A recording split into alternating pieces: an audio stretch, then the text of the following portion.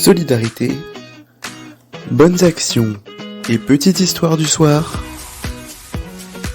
C'est la rubrique à braque de Pascal. Place à la rubrique à braque de Pascal. Et oui, ce soir on va parler d'abord d'abeilles et abribus. Ça va pas ensemble. Non, pas pour l'instant, je vais bien. Alors hier, vous vous rappelez que on vous a parlé des loups arrivés dans le Finistère. Alors on va rester dans le Finistère, mais ce coup-là on va parler de filtres à mégots pour empêcher les mégots de finir en mer. Et la petite histoire du jour, c'est les 3 vérités du serein. On est parti ? On est parti, c'est parti. Alors, à Lancaster, c'est ça hein, ouais, c'est ça. Je sais pas, c'est... Alors non, ça c'est Leicester. Leicester, ah ouais.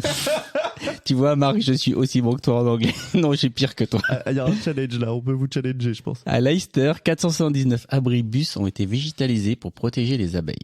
Pour enrayer le déclin des abeilles, certaines villes n'hésitent pas à installer des ruches urbaines, tandis que d'autres usent davantage de créativité. C'est le cas de Leicester, au Royaume-Uni, qui a remplacé les traditionnels abribus par des mobiliers plus respectueux des pollinisateurs. On découvre cela ensemble. Si cette ville britannique est connue pour son club de foot, c'est pour une toute autre raison qu'elle fait aujourd'hui parler d'elle.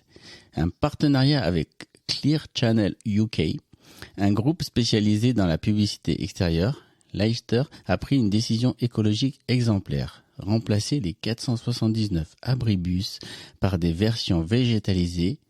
Objectif, favoriser la diversité locale.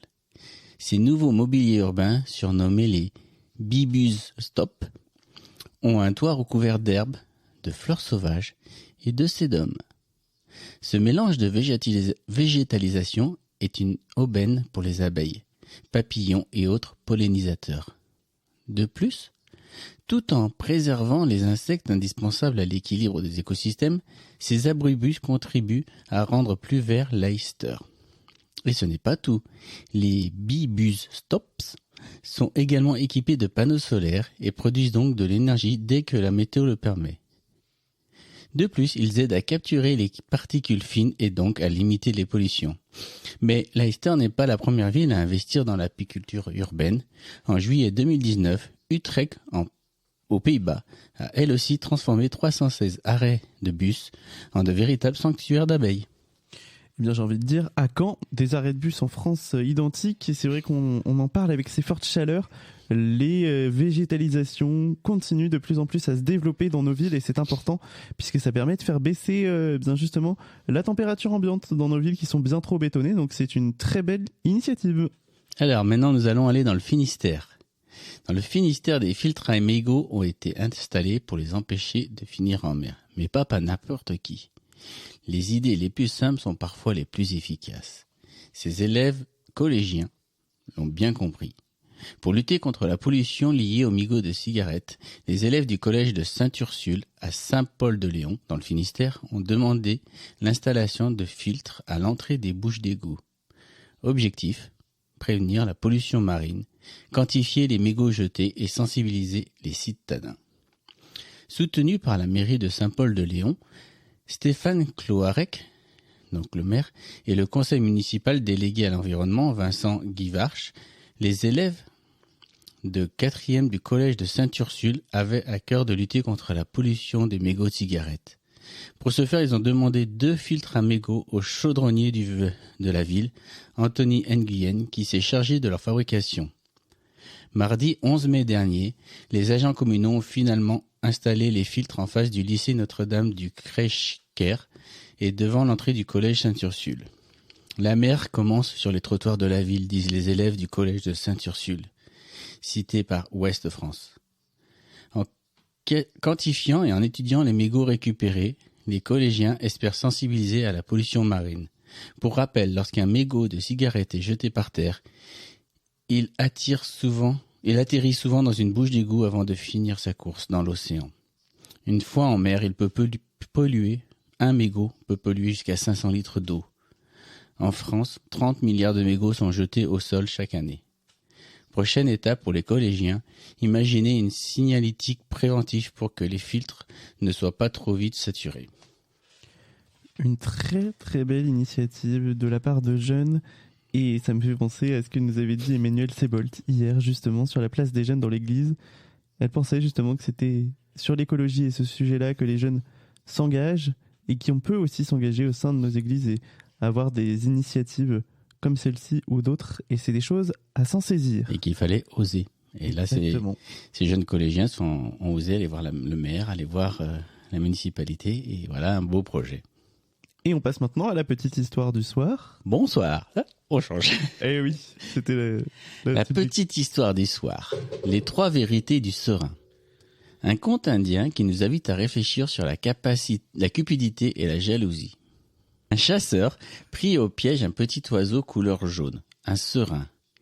Il allait le tuer pour le faire cuire, car il était tiraillé par les cris de son corps en dépit de la maigre prise. Il avait tellement faim. Lorsque le petit oiseau s'adressa à lui. « Regarde-moi. Vois, je suis minuscule et maigre. Tu ne feras de moi qu'une bouchée. Laisse-moi la vie sauve et je te révélerai 3 vérités qui te seront utiles dès demain et tout le long de ton existence. » Oui, à cette époque, en ces temps reculés, les hommes et les animaux terrestres avaient l'habitude de se comprendre et de parler ensemble lorsque la nécessité se faisait force de loi. « Comment te croirais-je ? Répliqua le chasseur. Ce n'est qu'une ruse, un mensonge éhonté de ta part pour avoir la vie sauve. Non, non, non, jura l'oiseau. Je t'assure, je te dirai la première vérité lorsque je serai encore dans ta main. La deuxième, une fois perché sur ton épaule, et tu pourras toujours m'attraper facilement. La troisième, dès que je serai là-haut, sur la branche dans l'arbre, toujours à ta portée. Le chasseur jugea le marché équitable. C'est d'accord, fais-moi entendre la première vérité. Si tu perds quelque chose, lui dit le serein, tu ne dois jamais le regretter, car la vie doit aller de l'avant, et non s'encombrer du passé. Que demain ne soit pas l'otage d'hier, car vivre dans le passé, être dans la nostalgie, c'est oublier le présent et se fermer les portes au futur. Vivre, c'est vivre l'instant présent. Le chasseur réfléchit et trouva que c'était une bien belle vérité. Combien de gens ne cessent de ressasser le passé. Avant, c'était mieux, on faisait cela comme ci, on faisait comme ça, et lui en faisait aussi partie.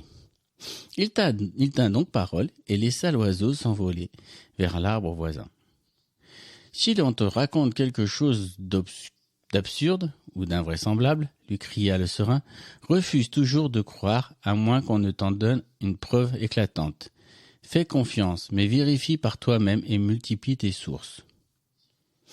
Le chasseur acquiesça avec force, car combien de ses semblables ne prennent plus le temps de réfuter, de vérifier, d'argumenter et d'arrêter de vivre des abrégés du vrai.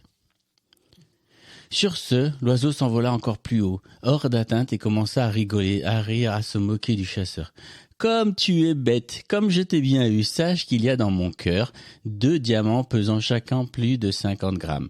Non seulement, si tu me tuais, ils étaient à toi, tu serais riche, et en plus tu te serais fait plaisir en te délectant de ma chair tendre et parfumée. Mais tu m'as laissé partir. » Fou de rage, le chasseur s'en arracha les cheveux en regrettant de ne pas avoir tué l'oiseau. Puis il dit au serein, « Je le savais. Tu vois, la vie n'est qu'un mensonge, mais au moins tu as la vie sauve. En contrepartie, révèle-moi au moins la 3e vérité. »« Pourquoi faire, lui répliqua le serein, puisque tu n'es qu'un idiot qui ne met même pas en pratique ce que nous venons de dire. Je t'avais dit de ne jamais rien regretter, et tu regrettes déjà ton geste de m'avoir libéré. Je t'avais dit de ne pas croire des choses invraisemblables, et tu as cru qu'un petit oiseau comme moi, qui ne pèse pas plus de 15 grammes, dans ta main, peut renfermer 2 diamants de 50 grammes. Pauvre fou. Mais voilà tout de même la 3e vérité qui te concerne plus que tout autre et concerne tous tes semblables. La convoitise, la cupidité, la jalousie aveuglent le cœur des hommes, et ce sont pour elles que vous êtes tous abusés. Sur ces belles paroles, le petit serein s'envola à tout jamais. Merci Pascal pour cette petite histoire du soir. Rien, Jonas. Toujours aussi intéressante, ces histoires du soir.